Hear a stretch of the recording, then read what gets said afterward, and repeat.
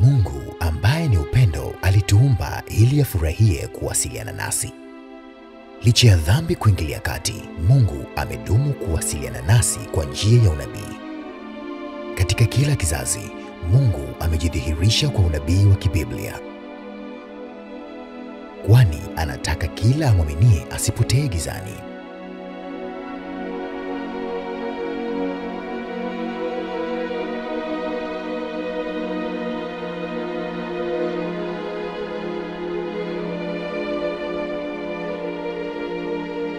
Karibu utembee nasi katika miali ya unabii. Karibu katika miali iongozayo hadi paradiso.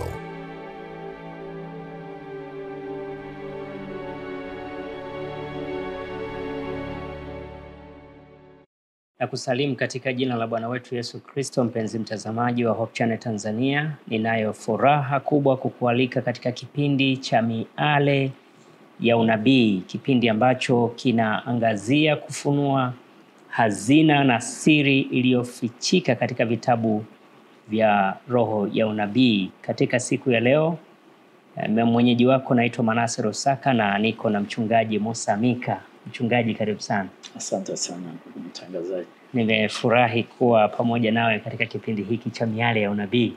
Na mimi pia nafurahi kuwa na wewe. Amina. Na mtazamaji, mchungaji Musa Mika anakuja kwetu katika kipindi hiki kutokea nyumba ya uchapishaji. Yeye ni mhariri mkuu katika nyumba ya uchapishaji ya Ufunuo kutokea pale mkoani Morogoro, na tutakuwa naye katika kipindi hiki kutazama mengi yaliyojificha katika roho ya unabii. Katika zama hizi za sayansi na teknolojia, mawasiliano imekuwa kitu muhimu sana katika maisha ya mtu mmoja mmoja, lakini pia kwa jumuiya, kwa maana ya taifa kwa ujumla. Na mawasiliano yamekuwa sehemu ya maendeleo ya mtu mmoja mmoja, jamii pamoja na taifa. Mtu aliyechagua kuishi nje ya mfumo wa mawasiliano, iwe kwa hiari au kwa kulazimishwa, kwa kweli mchungaji, maisha yanakuwa ya upweke na ya kutengwa sana, na pengine huenda ni uchaguzi mbaya kuwahi kufanyika kwa mtu kuchagua kutokuwasiliana. Ni kweli kabisa. Na kwa sababu hiyo leo tutaangazia kuhusiana na Mungu kuchagua kuwasiliana na mwanadamu, na mwanadamu anavyoweza kuitikia uchaguzi huu wa kuwasiliana na Mungu. Na hapo ndipo tutakapopata nafasi na fursa ya kuweza kuzungumza mengi zaidi. Katika kipindi hiki cha miale ya unabii, basi tutaangazia hiyo fursa pamoja na muhimu wa mawasiliano kati ya Mungu na mwanadamu. Nikualike mchungaji Musa Mika, kabla hatujaenda mbali zaidi, utufungulie kipindi chetu kwa ombi. Asante, tuombe. Mungu mtakatifu, muumbaji wetu, tunakushukuru kwa kutupatia fursa ya kuangazia hazina tele uliyoweka kupitia kwa maandishi ya manabii wako na hata katika Biblia. Twaomba tangu mwanzo wa vipindi hivi uanze na sisi na ufanye kipindi hiki kuwa baraka kubwa kwa kila mtazamaji na msikilizaji atakayekifuatilia. Katika jina la Bwana na Mwokozi wetu Yesu Kristo. Amina. Amina. Nakushukuru sana mchungaji kwa kutufungulia kipindi chetu kwa ombi. Asante. Na pia natambua kwamba wewe ni mtaalamu katika uwanja wa mawasiliano, kwa hivyo nadhani ni mahali pazuri pia pa kupata ule mtazamo wako kuhusiana na swala zima la mawasiliano. Labda kwa kuanza moja kwa moja, tunapozungumzia kuhusiana na swala la mawasiliano, hasa tunakuwa tunazungumzia kitu gani?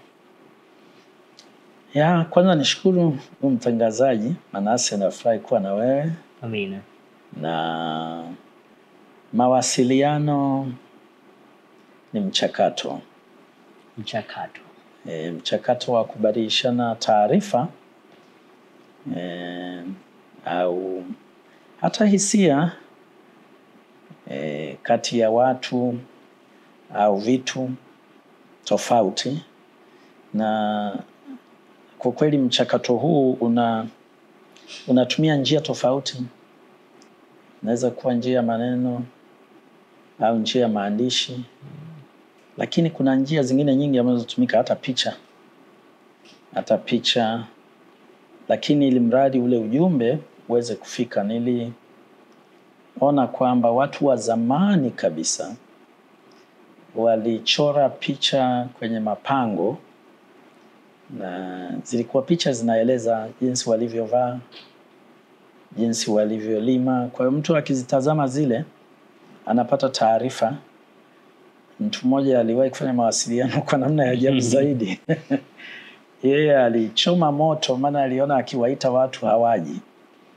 Alipochoma moto wakakimbia wakati ule wa tsunami. Wakakimbia kwenda mlimani kumsaidia. Walipofika kule walifikiri wanamsaidia mashamba yake, kumbe amewaita waepukane na janga. Aligundua angefanya namna ya kawaida kusema njoni, wasingekuja.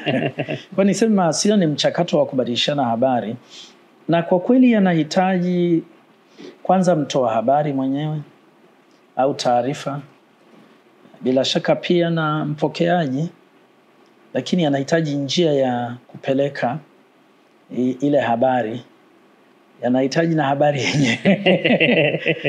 Na yanahitaji pia mwitikio, ili angalau yule anayepelekewa aweze kupata, na huyu aliyepeleka ajue kwamba amefikisha.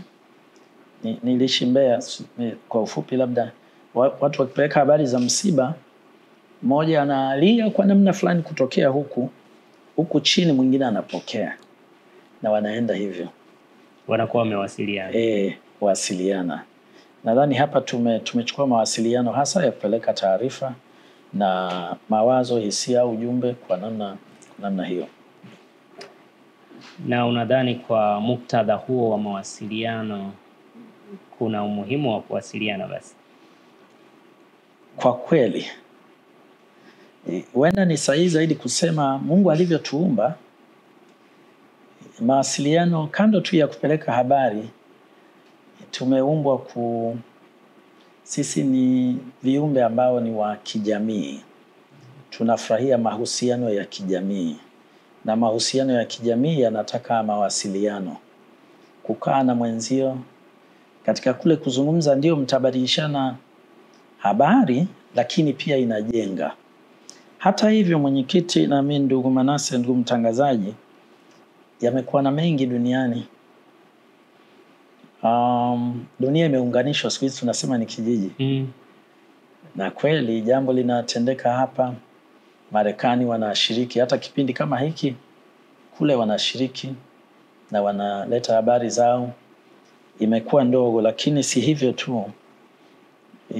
Ukuaji huu wa mawasiliano umeongeza upatikanaji wa habari.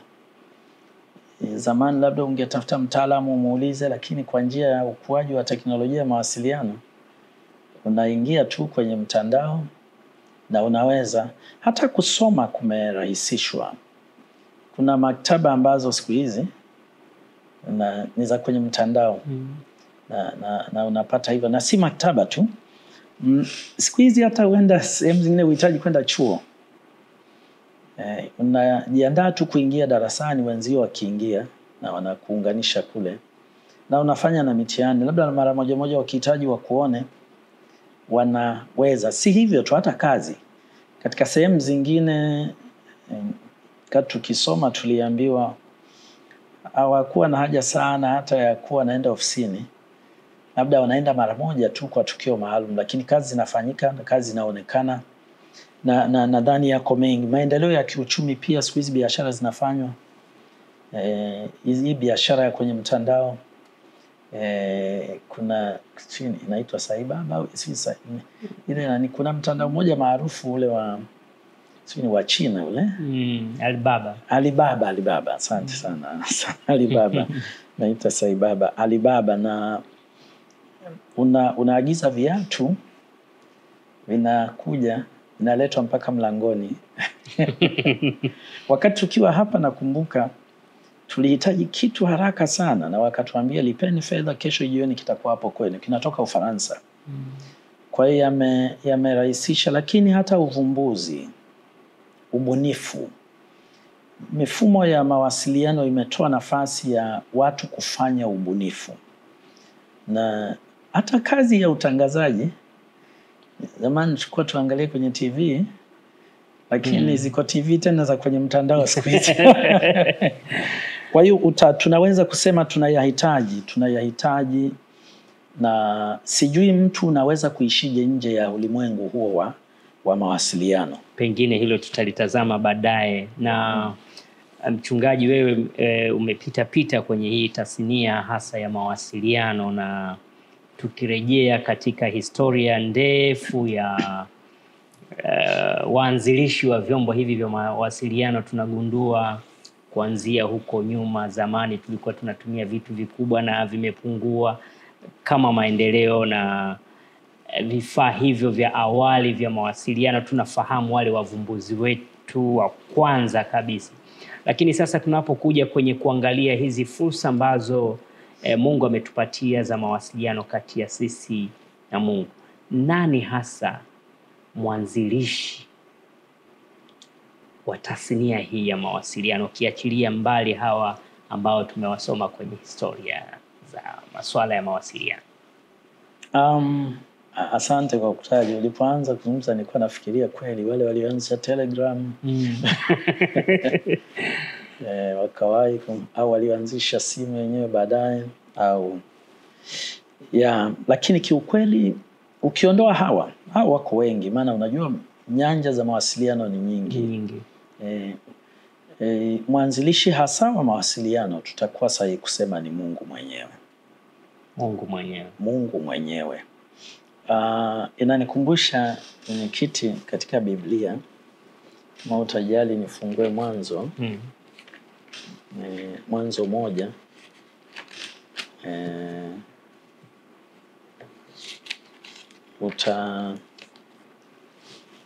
Utaona Mungu imetumia maneno Mungu akasema.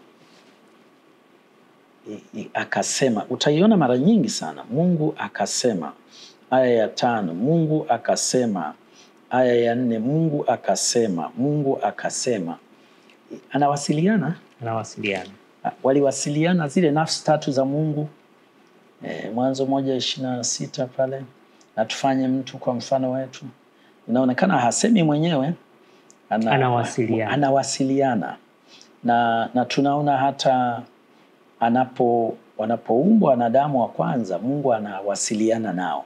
Nilikuwa naangalia aya ya 29 anasema, Mungu akasema, tazama nimewapa mche utoao mbegu ulio juu ya uso wa nchi yote, pia na kila mti ambao matunda yake yana mbegu vitakuwa ndivyo chakula chenu. Mungu hapa anazungumza na wazazi wetu wa kwanza, Adam na Hawa. Anasema nao. Kwa hiyo kiuhalisi ni yeye, maana hata tumekuja tukakuta anasema. Kwa hiyo tumeyakuta, na sisi tulioumbwa kwa sura yake, basi tukashiriki. Na pengine kwa muktadha huo unaweza kujiuliza kwamba Mungu ndiye muumbaji, alikuwa na uwezo wa kufanya vitu kwa namna anavyopenda mwenyewe. Nini hasa sababu mahususi ya kuanzisha mawasiliano kati yake na mwanadamu? Kwanza unajua Mungu anatajwa kuwa na sifa nyingi. Mungu ni pendo. Ni rahisi kusema ana upendo lakini kiukweli lugha ya Yohana wa kwanza 4 aya ya 8 ni kwamba Mungu ni pendo. Si kwamba anapopenda kwamba anajaribu awe ili anufaike au afanyeje, ila ndivyo alivyo. Na katika Biblia sura ya kwanza ya Mwanzo aya 26, Biblia inasema Mungu akasema na tufanye mtu kwa mfano wetu. Na kwa hiyo sehemu hiyo ya uumbaji ni kwamba tuliumbwa na sisi pia kuwa na uwezo wa kuzungumza au kuwasiliana kama Mungu alivyo, kwa sababu naona alikuwa anazungumza katika utatu na tufanye. na hata wakati wa gharika pia akasema na tushuke. Kwa hiyo unaona sisi tumerithi ile. Kuna yakina zaidi. Ni kama vile unapozungumza inajenga mahusiano na inatoa nafasi ya kujieleza kwa uhuru zaidi, na inakupa namna bora zaidi ya kufurahia. Lakini kiukweli tukitazama kwa mtazamo wa sasa, Mungu alitaka mawasiliano yatumike ili kujenga uhusiano ambao utasaidia pia katika urejeshaji wa watoto wake, ambao kwa kweli mawasiliano yetu yaliharibika baada ya dhambi. Kwa hiyo urejeshaji na mawasiliano yanatumika kama njia ya kufikisha ujumbe unaoleta urejeshaji. Sasa mchungaji, pengine naweza nikawa najiuliza kwamba tunaona Mungu akianzisha mawasiliano kabla kabisa ya dhambi kuwepo duniani. Amesema kwamba wakati wa uumbaji aliwasiliana. Sasa ukizungumzia kuhusiana na mpango huo wa urejeshaji, kwamba ilikuwa njia mojawapo ya kurejesha, ni kwamba alikuwa ameshaona kwamba tunaanguka na ilikuwa maandalizi ya kuhakikisha kwamba mfumo huo wa mawasiliano unakuwepo. Hiyo ni kweli. Kwa mujibu wa Biblia, Ufunuo 13 aya ya 8, anasema mpango wa Mungu mwana-kondoo wa Mungu alichinjwa kabla ya kuweka misingi ya ulimwengu. Kuna kina zaidi hapa na ndugu Manase. Mungu kuona ni moja ya sifa yake ya uungu, kujua vyote. Sisi tukijua tunaishia ukomo fulani, yeye anajua vyote kuanzia milele ya huko nyuma mpaka milele ya hata tafsiri zake hatuwezi kuzijua sana. Kwa hiyo hata milele kabla hajaumba mwanadamu aliona. Lakini kitu ambacho labda ni fumbo ni kwamba kuanguka kwa mwanadamu kwenye dhambi haitokani na kasoro katika uumbaji. Na kwa hiyo kwamba aliona watakuwa hivyo haikumfanya abadili. Maana kama angekuwa na badili, bila shaka ingekuwa ameona kuna kitu ngoja nirekebishe. Kwa hiyo ni kweli aliona na akapanga na mpango ulikuja kufikishwa kwetu kwa njia ya mawasiliano. Lakini si udhaifu, bali tena utakuja kuona kwamba ni sehemu ya kuonyesha ule upendo na haki kwa upande wa Mungu. Asante mchungaji. Na tunafahamu katika kukata hatua kwenye maendeleo, kama tulivyosema kwamba mawasiliano yamechangiza sana kukata hatua kwenye maendeleo, na tunaona kadri tunavyoendelea njia za mawasiliano zinabadilika kutoka ubora huu kwenda ubora mwingine zaidi.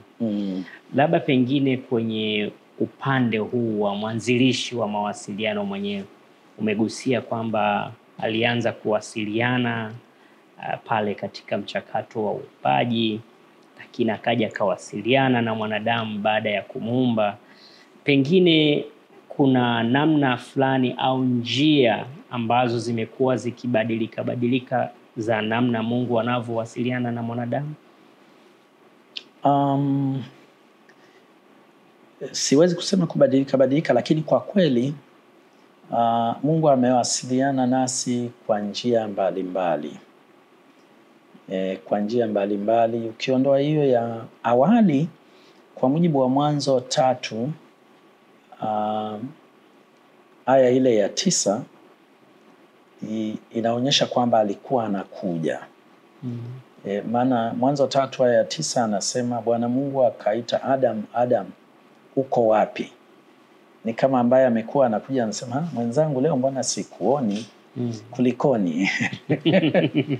Kwa hiyo inaonekana alikuwa na desturi ile ya kuja kuonana nao. Utengo uliotokana na wao kuingia kwenye dhambi ulisababisha iwe vigumu kwa Mungu kuonana na Adam uso kwa uso au kuonana na mwanadamu ana kwa ana tena vile. Kwa hiyo ikabidi sasa abadili njia za mawasiliano. Nilikuwa naangalia katika Biblia kwenye kitabu cha Hesabu sura ya 12 aya ya 6, wakati fulani Musa alizungumza, ndio naweza nikaisoma kwa haraka. Kuna mengi lakini naweza kutaja hiyo. Katika Hesabu 12 aya ya 6,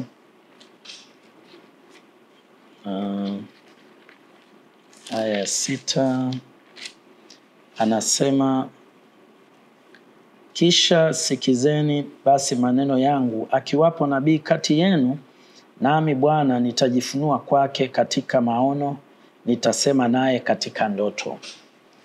Mtangazaji, hapa Mungu anatafuta wakala wa kufikisha ujumbe wake kama moja ya njia ya mawasiliano. Maana alikuwa anazungumza nao ana kwa ana. Sasa dhambi imeleta utengo, kwa hiyo lakini anataka awasiliane, kwa hiyo akaleta wakala, msemaji kwa ajili yake. Na huyu anafahamika sana kwenye Biblia kama nabii. Kwa kweli nabii ni msemaji wa Mungu, yule ambaye Mungu anampa ujumbe, nenda kawaambie, na anaenda anawaambia. Hapa Musa ametuambia kwamba manabii hao walizungumza na Mungu, walileta ujumbe, lakini Mungu alizungumza nao au aliwaonyesha katika ndoto na katika maono. Nilikuwa naangalia, amesema pia kwenye Yoeli 2 kwamba utafika wakati nitainua wana wenu wataona maono, wazee wenu wataota ndoto, anasema vijana wataona maono. Kwa hiyo si kwamba iliishia tu nyuma, manabii wameendelea kuwepo, na Mungu amesema katika siku za mwisho Mungu akimwaga Roho wake Mtakatifu, basi atawapa karama ya kupata ujumbe kutoka kwa Mungu na kufikisha. Ingawa mimi inanivutia moja zaidi. Kuna ambayo tunaita kwa lugha ya ningesema ya Kiyunani theophany. Yaani Mungu aliamua kuwa anakuja, lakini anakuja katika umbo ambalo si kama Mungu alivyo. Alimtokea Musa katika Kutoka sura ya 3. Kichaka kinawaka, Musa anaona kama kuna aina fulani ya umbo na sauti inazungumza. Alienda kule Sodoma, katika Mwanzo anaeleza, nadhani Mwanzo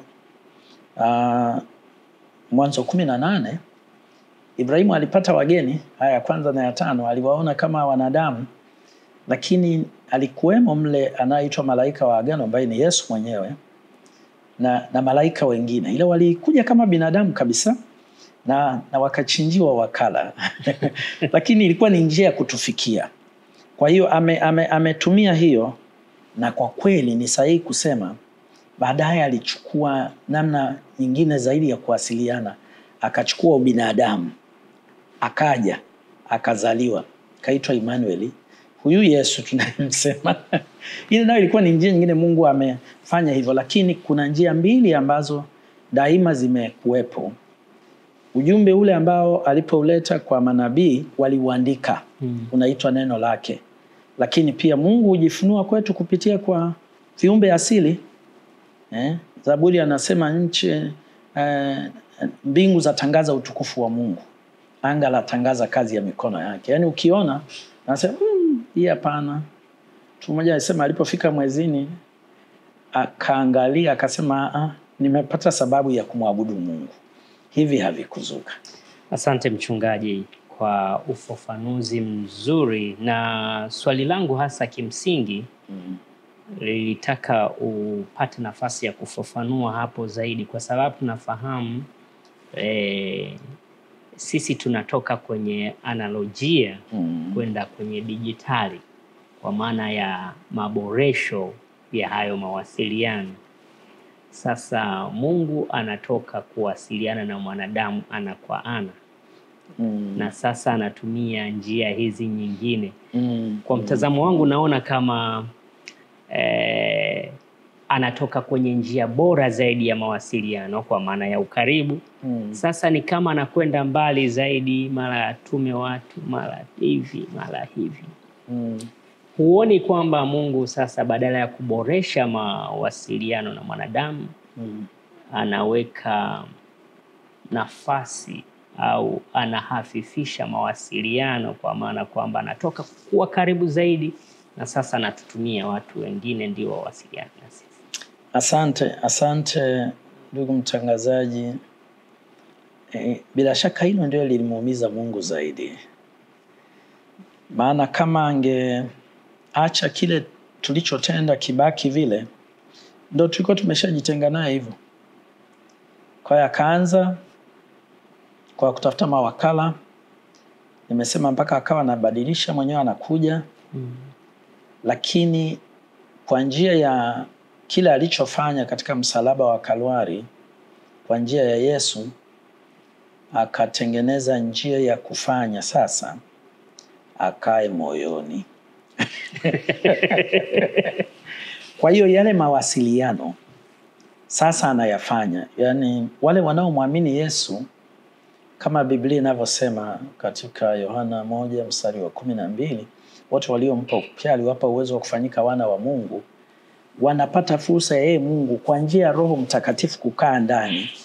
Na kwa kweli anafafanua sasa. Yani kile kitu unaposoma hivi, anakuwa yupo, anafafanua, lakini kutokea moyoni. Kwa hiyo amekuwa karibu zaidi. Yeye ametafuta karibu ambayo ni ila kibinadamu, ukitazama kwa namna ya kibinadamu unaweza kuona umbali.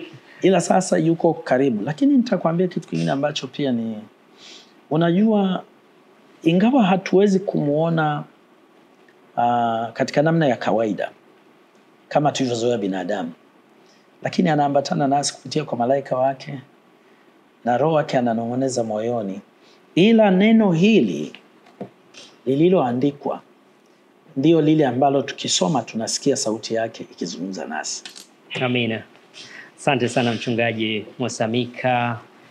Mtazamaji wa Hope Channel Tanzania, kama ndo kwanza unajiunga nasi, karibu. Ni kipindi cha Miale ya Unabii, mahali ambapo tunatazama siri zilizofichwa na kustirika katika vitabu vya roho ya unabii. Na leo tunaangalia fursa mbalimbali ambazo Mungu alizianzisha na kuzitoa kwa mwanadamu kwa kuanzisha tasnia ya mawasiliano kati yake na mwanadamu. Tutakwenda katika mapumziko mafupi. Tutakaporejea tutaingia kwa kina zaidi kutazama mambo mengine yanayohusiana na ukaribu wa mawasiliano kati ya Mungu na mwanadamu. Hivyo usiende mbali, tutarejea hivi punde.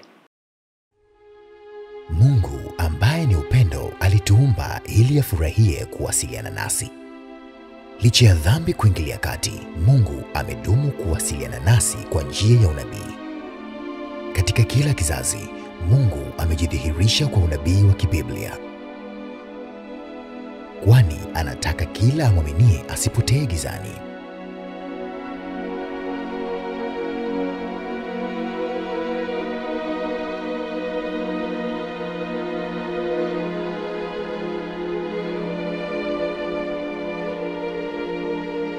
Karibu utembee nasi katika miali ya unabii. Karibu katika miali iongozayo hadi paradiso.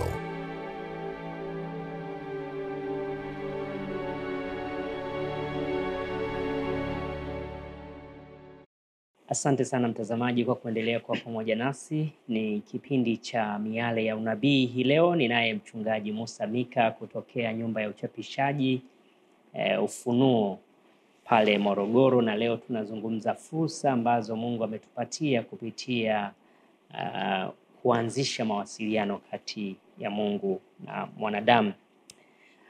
Mungu kama mwasisi wa mawasiliano amewekeza sana kuhakikisha mwanadamu anapata taarifa kila inapowezekana. Mchungaji, kama ulivyosema kwamba kwa mtazamo wa kibinadamu tunaona kama amekuwa mbali, lakini kwa mtazamo wa kiroho ni kama amesogea karibu zaidi.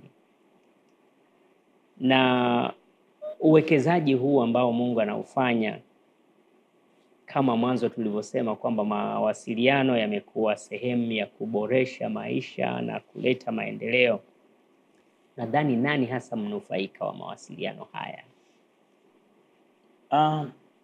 Asante ndugu Manase. Tukitazama hivyo, mlengo mkubwa ni mnufaikaji mkubwa unaweza kusema ni binadamu. Lakini kuna upande ambao unaweza ukasema pia Mungu ananufaika. Kwa sasa uwekezaji huu unampa nafasi ya kumtafuta mtoto wake. Sasa ukiwa na mtoto kaenda akatopea huko, hata kama ukimtafuta ukamrudisha, unakuwa umemwokoa yeye, lakini raha inayokuwa ndani ya moyo wako ni kubwa. Hivi karibuni tuliona kwamba katika Zefania, nadhani sura ya 3, kama ni aya ya 17, kwamba kuna kitu mfurahisha Mungu mpaka akawa hata anaimba anashangilia Manase. Kwa ukiangalia kile ambacho kinamfanya Mungu awekeze, hasa tunapozungumzia baada ya kuwa tumeenda mbali na yeye kutokana na dhambi, sisi hasa wanadamu, watoto wake, ndio anataka tunufaike. Tunanufaikaje? Kwanza, kupitia kwa manabii wake ametoa maelezo ya karibu kila nyanja ya maisha ya mwanadamu. Kila nyanja. Ukizungumzia maelezo juu ya afya, Yohana wa kwanza fungu la 2, Yohana wa 3 fungu la 2 anasema nataka uwe na afya njema. Na maelezo juu ya afya yamejaa katika kitabu hiki kupitia kwa manabii wake. Ametoa maelezo juu ya ukuaji wa kiakili. Kusoma Manase, teknolojia hizi, nasema mshike sana elimu, simwache aende zake. Mithali nadhani ilikuwa 31 kama sijasahau. Ametoa maelezo juu ya amezungumzia afya, mahusiano yetu, kwa sababu mnapoishi katika ulimwengu, ili muishi vizuri mnahitaji kujua namna ya kuhusiana. Yamejaa humo ndani. Na ametoa maelezo sio juu ya mahusiano, hata juu ya kwamba kuna ambavyo ukijaribu kibinadamu unakwama, vinamhitaji yeye Mungu. Kwa hiyo ametoa maelezo pia namna ya kumfikia ili akuwezeshe. Kwa hiyo ninaweza kusema kwa haraka unaweza kusema mnufaikaji ni sisi ambao ni walengwa wa baba yetu. Lakini mimi naona na yeye ananufaika kwa sababu ingawa manufaa yake sio ya kibinafsi, kwa sababu inaleta raha katika moyo wake, hasa anapoona watoto wake wakirejea. Unadhani hakuwa na njia nyingine ya kuweza kupata hiyo raha kama asingeanzisha mawasiliano? Kuanzisha kwanza, kama nilivyosema, sijui kama kwa sababu yalikuwepo, ni sehemu yake. Ni kwamba tulipoumbwa tuliingia katika jamii ile ambayo inawasiliana.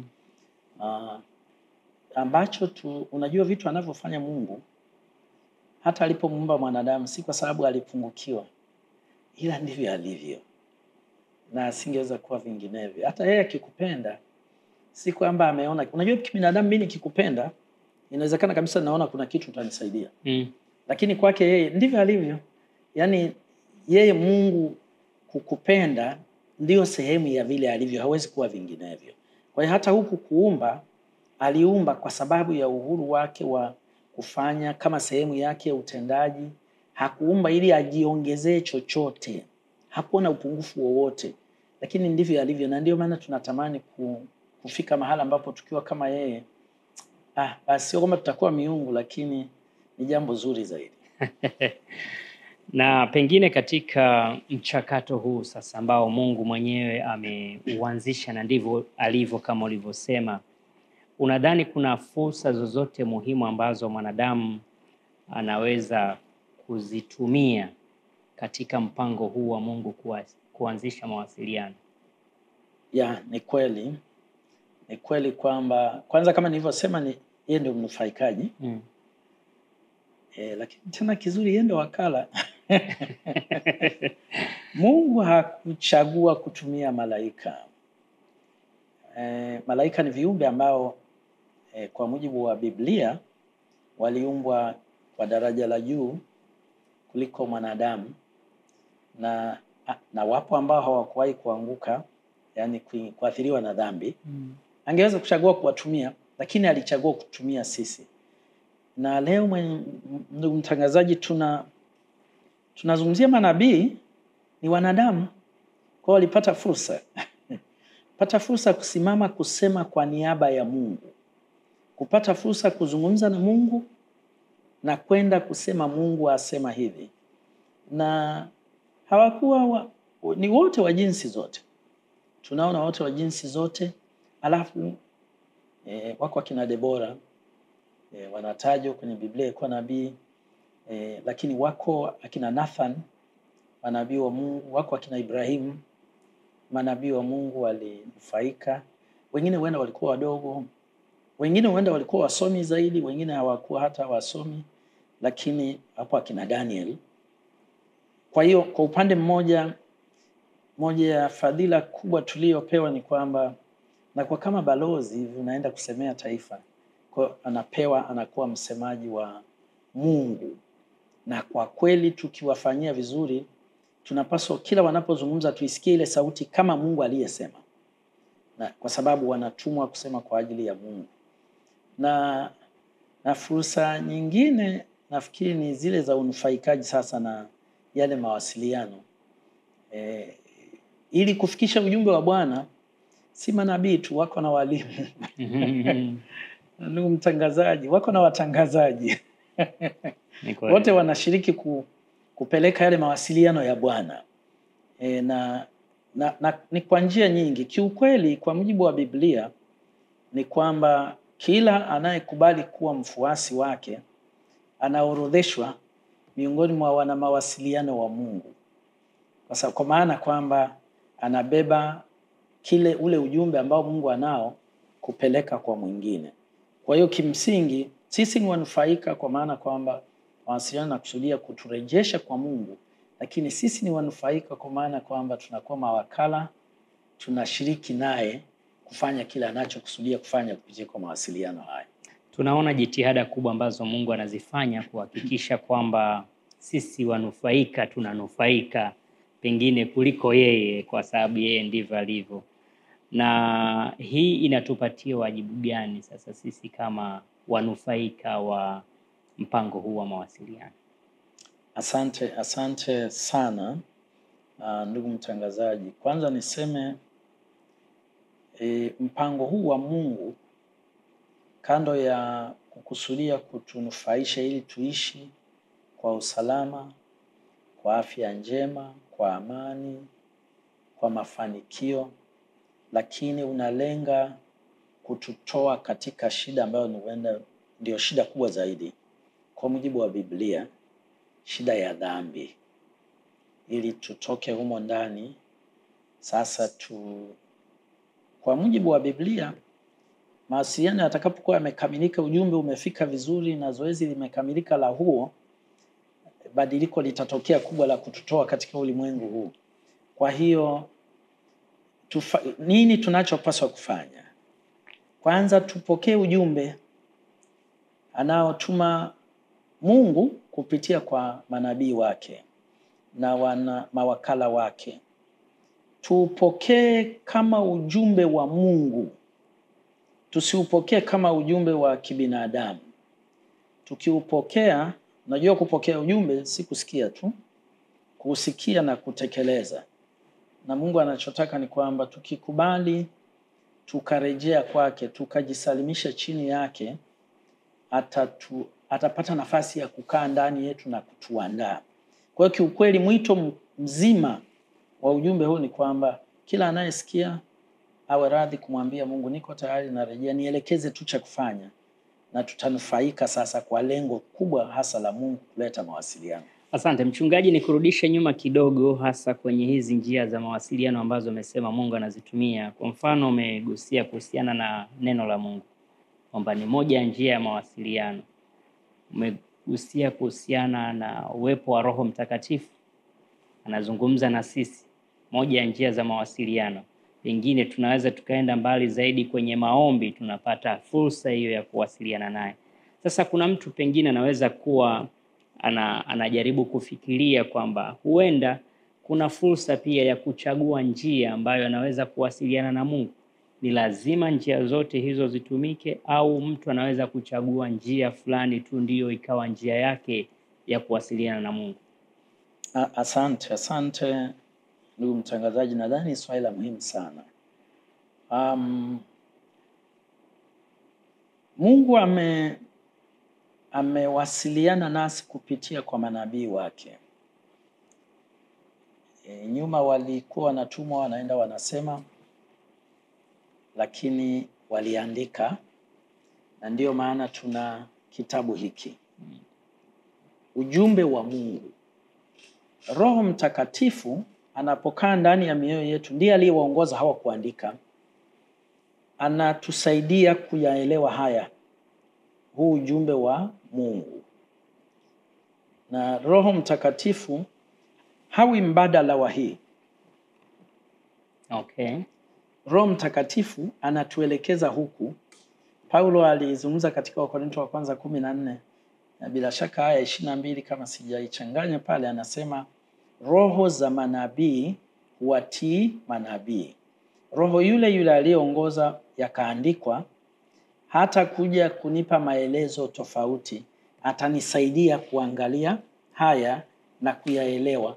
Na namna nzuri inayofanya ni kwamba akiongoza, ingawa walioandika humu waliandika kwa muda mrefu wa miaka 1500 bila shaka, na walikuwa watu ambao hawakukutana hata, lakini yanapatana kwa sababu aliyekuwa anasimamia ni yule. Kwa hiyo uwepo wa Roho hutusaidia.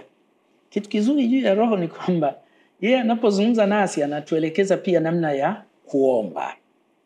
Unaona Roho huyo anatuelekeza namna ya kupeleka ule ujumbe, kufundisha. Na ndio maana unaweza kusema kwamba tunapokuwa tumejisalimisha kwa Mungu, kumruhusu atawale kwa Roho wake, tunakuwa kwenye mazingira mazuri ya kuelewa hawa manabii na ule ujumbe wa Bwana kwetu, na yeye anatupeleka katika kutimiza ujumbe ule akiwa msaidizi wetu au kiongozi wetu, na kwa hiyo inafanikisha. Kwa hiyo kimsingi huwezi kusema unachagua mbadala, ni kwamba ukijisalimisha utakuta huko kwa yote. Ambacho kinakuwa na tofauti ni kwamba Roho hutoa karama tofauti kwa watu. Kwa mfano leo tunazungumzia manabii, lakini si kila mtu ni nabii. Wachache ambao Bwana aliona aliwapa fursa ya kuwa manabii.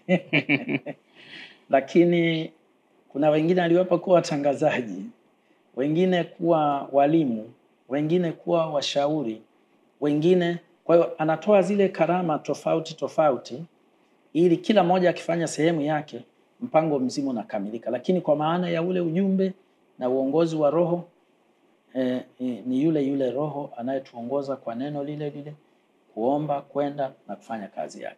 Swali la mtazamaji anayetufuatilia linaweza likabaki kuwa kama neno ni njia ya mawasiliano, hali kadhalika Roho wa Bwana na haendi kinyume na neno.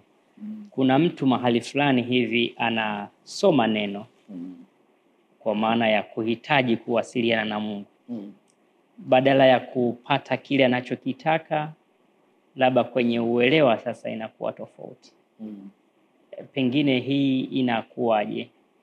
Kwamba ni njia ya kuwasiliana na Mungu, maandiko ni hayo anayasoma, lakini badala ya kutimiza huo mchakato wa mawasiliano, labda neno hili linakuwa limemfanya awe na uelewa tofauti. Uko sawa kabisa ndugu mtangazaji.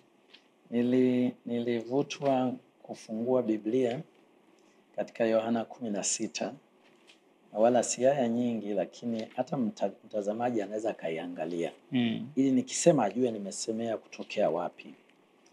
Yohana 16.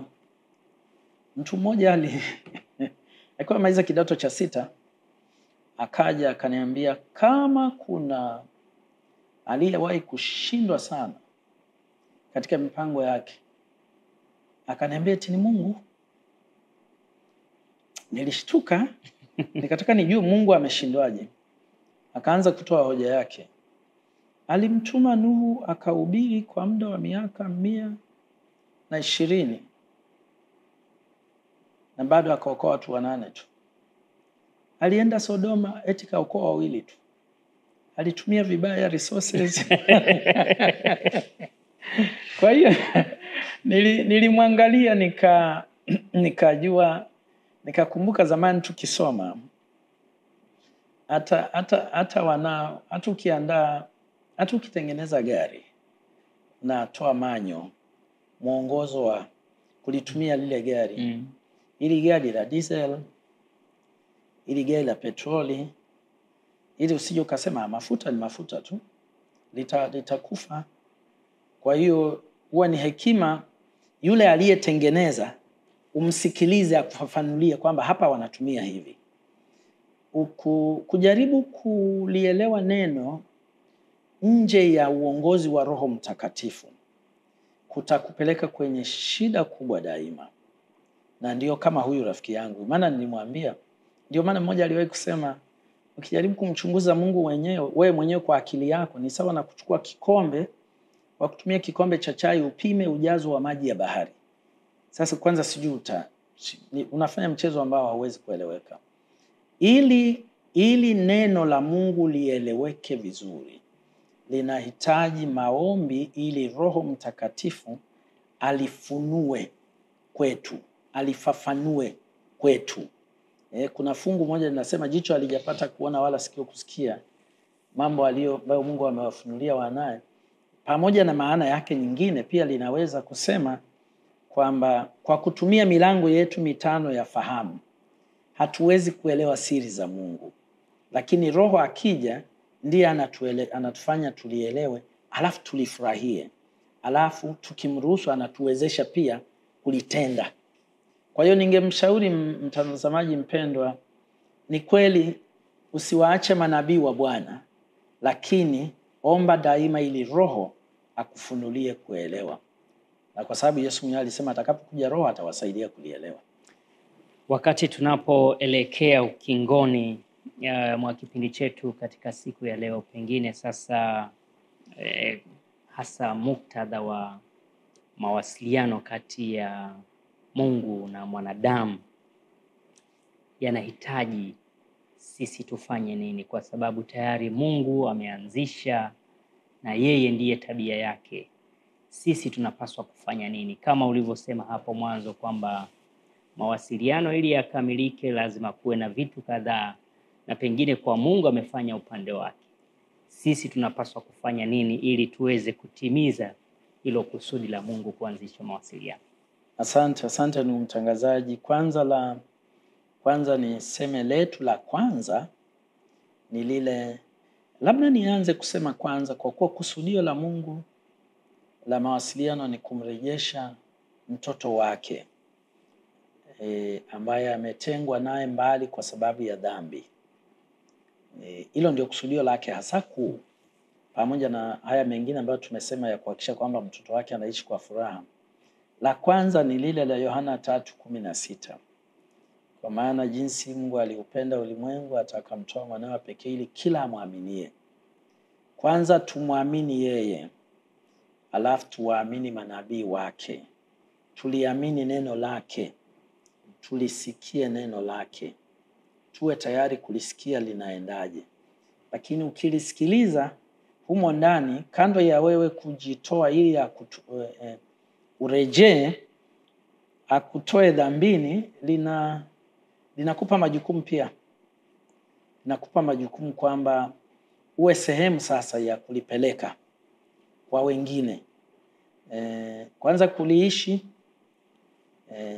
Neno hili la Mungu ukilifuata unakuwa mtu mwema. Basi kuwa mwema kwa wenzio, ingawa kwa uwezeshaji wa Roho.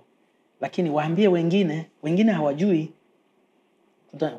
Kuna watu hawajui kabisa. Kuna wakati tulikuwa tunafanya nitakusema uinjilishaji, lakini kwa na maana ya mahubiri. Nikagundua tunaishi mtu fulani jirani na anafahamu kwamba tunasali, lakini hakutusikia mpaka aliposikia kwenye redio. Kwa hiyo tuna sehemu, mimi ningesema 2. Moja, tukubali kutumika, tukubali kujisalimisha tuwe wake. 2, tukubali atutume na sisi tuwe njia yake ya kufikisha yale mawasiliano. Na kizuri, hata ukiishi anavyotaka pia unawasiliana. Nakushukuru sana mchungaji kwa maelezo hayo. Na mtazamaji, basi haya ni machache kati ya mengi ambayo tutaendelea kujifunza na kuzungumza kuhusiana na kipindi hiki cha Miale ya Unabii. Na hivyo basi mchungaji Musa Mika amefafanua kwa kiasi kikubwa katika sehemu hii ya awali kabisa ya kipindi hiki, ambacho tumeona fursa mbalimbali ambazo Mungu amezitoa kwa mwanadamu, hasa kupitia njia ya mawasiliano. Katika mchakato mzima wa Mungu kuanzisha mawasiliano na mwanadamu, amekusudia kuweka karibu na kumpatia taarifa sahihi, nini anapaswa kufanya na wakati gani, na hakuna mwanadamu atakayeweza kuwa salama bila kuitikia mwangwi huu wa upendo wa Mungu wa kumtafuta kwa kila namna, hasa kupitia njia hii ya mawasiliano. Kama mtu anavyoishi, anavyoweza kuhisi kutengwa na ulimwengu akiwa nje ya mfumo wa mawasiliano, katika zama hizi za sayansi na teknolojia, pengine inaweza kuwa mbaya zaidi kama mtu akichagua kuishi nje ya mtandao wa mawasiliano na Mungu. Na wakati huu tunapoelekea kabisa ukingoni mwa kipindi chetu cha Miale ya Unabii, nitamwalika mchungaji Musa Mika atuongoze katika ombi la kuhitimisha kipindi chetu, na tutakuwa tunafikia mwisho wa kipindi. Mchungaji, kama una ujumbe wowote unataka kumwambia mtazamaji na msikilizaji kabla hujaomba, basi karibu utupatie ujumbe ambao ungetamani mtazamaji wetu aweze kupata kabla hujatuingiza katika ombi. Labda ujumbe wangu leo ungekuwa, Mungu ametupatia hazina tele ya ujumbe wake kwa ajili ya maisha yetu ya sasa na hata maisha ya baada ya hapo. Lakini upo katika neno lake na aliuleta kwetu kupitia kwa manabii. Na tunayo Biblia na tutatazama na vitabu vingine ambavyo vinasaidia kufafanua Biblia. Mwito wangu ni ule ambao Biblia ilisema, waaminini Mungu, waaminini manabii wake, ndivyo mtakavyofanikiwa. Karibu kwa ombi. Asante. Mungu wetu mtakatifu, asante Baba kwa ajili ya mwanzo huu wa kipindi hiki cha Miale ya Unabii.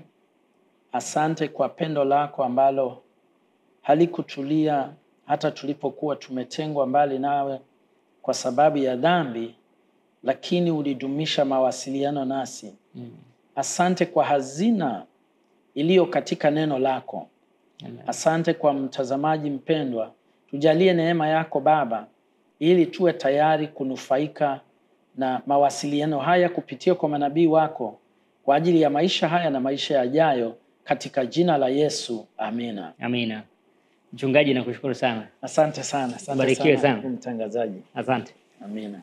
Naam, basi mtazamaji, mpaka hapa hatuna la ziada kutoka katika kipindi hiki cha Miale ya Unabii hii leo. Tuweke miadi ya kukutana juma lijalo kupitia kipindi hiki, tutakapokuwa tunatazama zaidi kuhusiana na masuala na hazina hizi ambazo Bwana ametupatia kupitia vitabu vya roho ya unabii. Kwa niaba ya mchungaji Musa Mika, mimi ni Manase Rusaka. Mpaka wakati mwingine, nikutakie baraka za Bwana na uwe na wakati mwema.